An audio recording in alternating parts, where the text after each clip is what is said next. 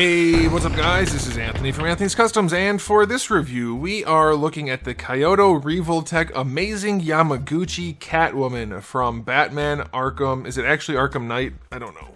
Yes, Arkham Knight. And you guys said you wanted me to review this, and I want you guys to thank Big Bed Toy Store because they are providing this for me so that I can review it for you. And if you are interested in getting one, there is a link in the description below for you to get one for yourself. I know a lot of you were very interested in this figure because in the photos she looks, what is the phrase that people use these days? Dummy thick? I think that's the phrase, and I think a lot of you like that. I'm not sure, it's a plastic person, but I'll tell you what, in person, thicker. She's thicker.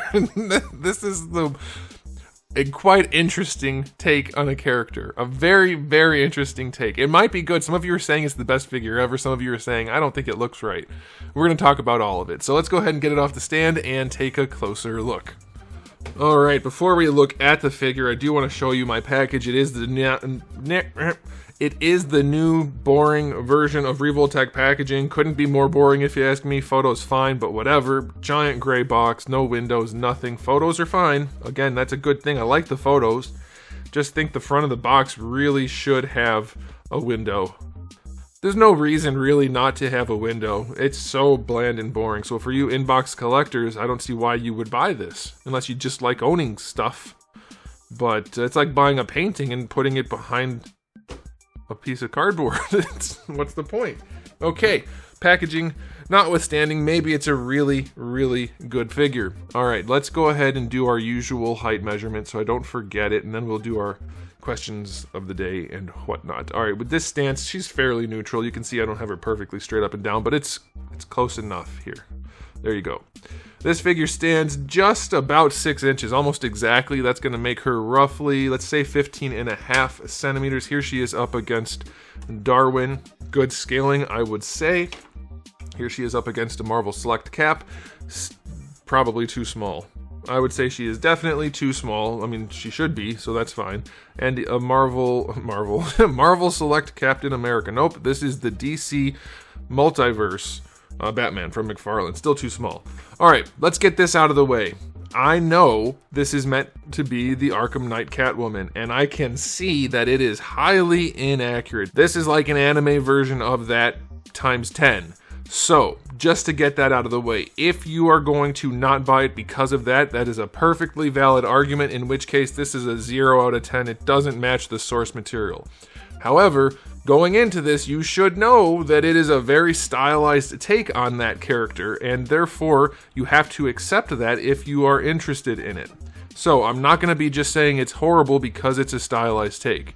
We know that. If that's your thing, if that's not your thing, fine. Not for you, it's not accurate. The Batman's not very accurate either, by the way. I'll be reviewing him when he comes out for sure. I wasn't going to get this one, but I was definitely going to get that one. So anyway, you have to be willing to accept the stylized take. If you are, then the rest of the review will be interesting for you. So question of the day. Is this an automatic no-go because it's a very stylized take on a specific version of the character, or are you potentially okay with it? For me, I don't mind having a set of anime Batman and Catwoman. I wish they were more accurate to the source material, as in actually accurate. Sure, that would be way better for me. But if it's a good figure, and I happen to like the characters, and they have a good stylization, I'm fine with it. Let me know what you guys think in the comment section below. Alright, let's get into the aesthetic. The sculpt work. Not the proportioning, but the actual sculpt work, I love it. The texturing is quite heavy, and it looks really nice, in person and on camera. I wish they had a little bit more variation in the finishes other than the texture. You know, a little bit of flat, a little bit of gloss, whatever, just to make it pop. Her skin tone's not great. It's a little plasticky looking. But what's there is good. I mean, it's clean paintwork for sure. Look at the eyelashes and things. She does have posable eyes, so they're a little off. They need to be adjusted, but looks good. The goggles on the goggles, the lenses on the goggles, those look really nice. They painted the claws on the hands. Some buckles and things are painted. It is clean. It does look good. Now, as far as proportioning goes, the Revoltech figures tend to look like butts in neutral poses. She does have these shoulder pads that hide the shoulder joints, and it doesn't look too bad. I mean, as far as a Revoltech goes, in a neutral pose, she looks downright great. But as you can see, her thighs are humongous. Now, it's not super noticeable front to back, but side to side, they are huge. So, same thing with her butt. She has a very particular, like she looks like one of those weird anime toys that people buy but probably have to hide when company comes over sort of things. Very strange proportions there. Once you pose her, it'll be fine. But in a neutral stance, wow, those thighs are something. So, that's the choice they went with. I can't fault them for that, but I definitely understand people not wanting it. And if I was going to buy this figure to keep in a neutral pose, I wouldn't want it either. It's very, very specifically stylized. So, knowing that that's what this is supposed to be, they did a good job. I can't fault them for it. Might not be my personal cup of tea. We'll see how well it poses. I think it's going to be fine based on their photos, but we'll see. So aesthetically speaking, for what it is, 8 out of 10. It looks really good. They need to spruce up some things, a little bit more finishes, better finish in the paint. Like you can see right here, this panel right here is a different color than the ones around it, but it's basically not noticeable. I think they just needed to tighten it up a little bit, and there should be a little more of that going on just to bring it to life, and the skin tone could be a little better. So yeah, 8 out of 10 for what it is. For what we could argue it should be, as inaccurate to the source material, 0 out of 10. It doesn't look like the source material at all. Alright, as far as accessories go, we get 2 different heads for this one. She has one with the goggles down, one with the goggles up. For faces, we have 4 different faces, varying poses. The one with the tongue out, not a fan of at all, but the other ones look decent enough, so that's okay. For hands, you get a good spread of hands, very dynamic and posable. Hands useful for posing, I should say. They're not posable. So those are pretty good. I like that. All the faces have posable eyes, by the way, so that's cool. As far as actual accessories go, you get a pile of jewels and stuff. You get another handful of jewels. You get a big ruby that's actually just painted, which makes it look cheap. They should have actually given you clear plastic. A little collar, I guess that would be for her cat. I don't know. For whips, you get one that pegs into her hip, which looks nice. One for her to hold that's not posable. And then one that is a bendy wire whip, which is awesome. Great idea.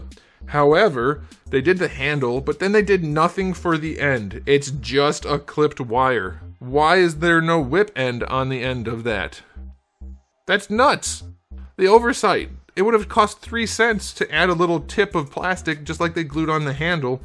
Glue the end of the whip on there. That looks ridiculous. If you can do it and like not have that in the frame, like pose it and do whatever you want with it, it's a nice piece of bendy wire, but no, it looks like an unfinished product, so that's kind of sucky. And then lastly, you do get the display stand, which is a really solid display stand. So it's a good spread of accessories. I'll go 9 out of 10. That's solid, other than that whip piece. All right, let's talk about the articulation. First thing I have to note is her head. Her neck is kind of loose and annoying in certain positions. The way they have done the neck, I don't love it. Both the top and the bottom, they're both a little loose and finicky. But the way they've done it, you do get decent range. Looking forward, not so much. She can't look down too much, but she can look up really far. Doesn't look great, but if you're trying to put her in poses where she's like bent over like this, you can definitely do that. So it's very specifically useful. And it's not terrible when you're not doing it, so it's okay. The thing that drives me nuts is the severe bend, and they did that for what I just told you.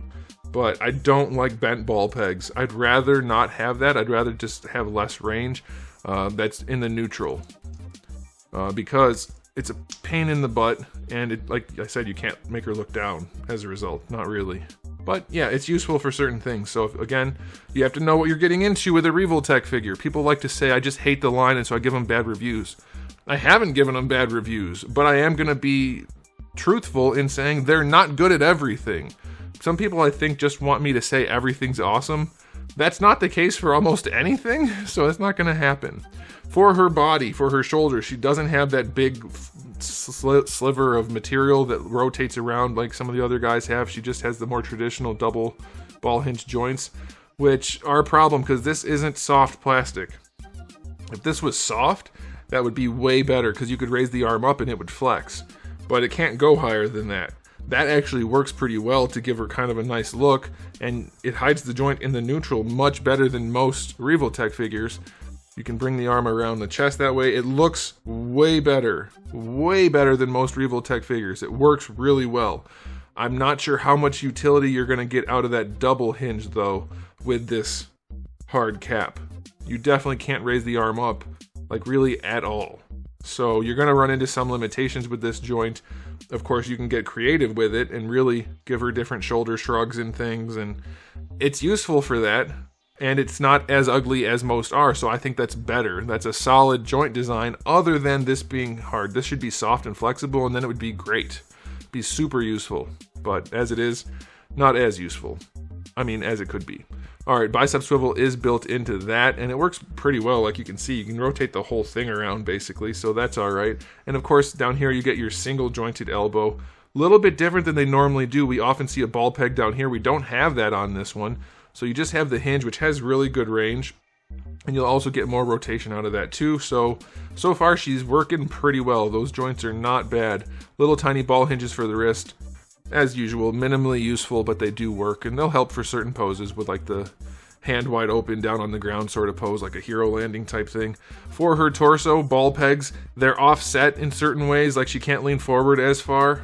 Well, I guess she still leans forward pretty well, but she's or is it back? Yeah, she can't lean back as well, but she still leans back really far. It can get gappy, so just don't go quite as far, and it works well, but she does lean forward really far. Slight gapping, but I have to say, as I mentioned earlier, as you pose her, the weird proportions and things aren't as noticeable, and it looks solid. Like that's a fairly, if you ignore the way I have the arms posed, that's a fairly organic looking back curvature to butt to thighs and everything. Like that is good, and look at that. She's bending over far enough to do acrobatics, which is what these things are supposed to be able to do. They are figures of superheroes and villains and things. It poses really well. Just right now, I want to interject. This is probably the best looking, most useful Revoltech figure. No, it's definitely that as far as the ones I've handled. But as far as the ones I've looked at, which is obviously a lot more limited since I've only looked at them, it's still up there. This is really well done. So really good range in the torso. You're going to get your rotation, your leaning, everything you want. Very well done. For the hips, well, okay, it just popped off almost immediately. Can we bring the legs out to the side? I think you probably have to, yeah, I'm thinking if you want to do like the splits, they tend to not do that well. Revoltech's going just straight out to the side like that. Yeah, it tends to pop off, and like you can still do that because of the ball pegs in here, but I don't love that. You tend to have to rotate them out like this. Rotate that around, and then rotate this around, which isn't ideal, but if you're actually posing the figure and not just looking at it as far as the articulation goes like this, it's functional, it's okay. It's definitely more finicky than I think it needs to be, but you can do it. You have to do a lot of adjusting to get the hips to do what you want them to do, but they do work. Bringing the leg forward, not a problem. You do have these separate pieces here that are flexible. So yeah, she can kick forward. Going back, it's not as far, but it'll be okay. And then of course you can rotate the whole thigh around a little bit there, and then you get these big old ball pegs in the thigh here, which give you extra posability. It looks goofy and neutral, but you can make it useful, so you get that. There's your main thigh swivel. For the knees, it's a single jointed knee, and I really hate it when they do this, when they add the knee pad there. It just doesn't look right. It needs to have the hinge on it like they used to do. Maybe they still do sometimes. But if you're not going for the fully dynamic pose like this, you can just tuck it in, and then it looks fine, but you have a lot less range. So it really just depends on what you want to do.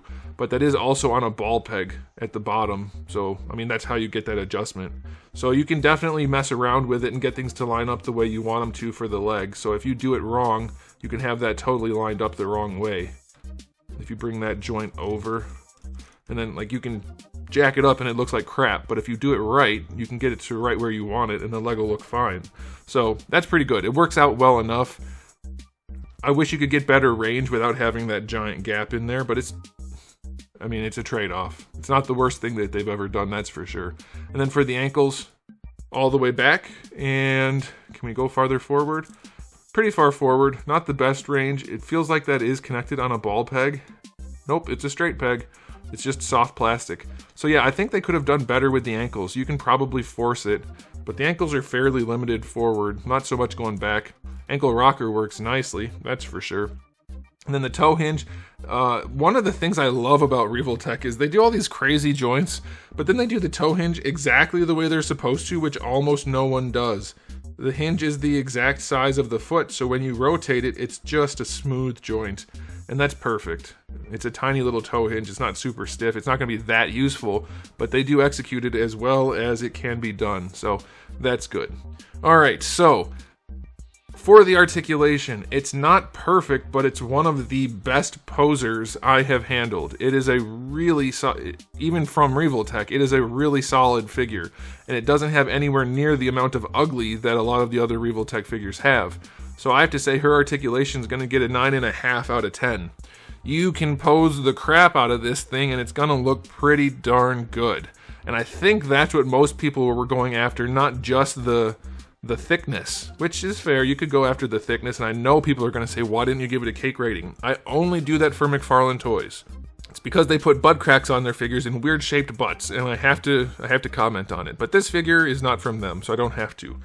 But it has really good articulation, really good accessories, and if you're okay with the stylization, a really well executed aesthetic. So the final verdict on this release is it's one of the best figures I've looked at this year. It's kind of a surprise to me, but it is. I am not biased against Revoltech at all. This figure shows that they can do it's skinnier, so it's easier for this one, but still, they can give you really good range without it looking like a cut-up mess. This figure is damn near perfect for what they're going for over at that company. So I'm going to give this figure an overall rating of 9.5 out of 10. And that's accepting the stylization, because they're allowed to do that and we know it going in. It's not like they said it's perfectly accurate and then they surprised us. Now, if you're against that, then it's going to be like a 3 out of 10. It's still a really good figure, but wildly inaccurate. I don't think that's a fair assessment, though, so I'm sticking with the first rating. It is an excellent release, easily a contender for top of the year at this point.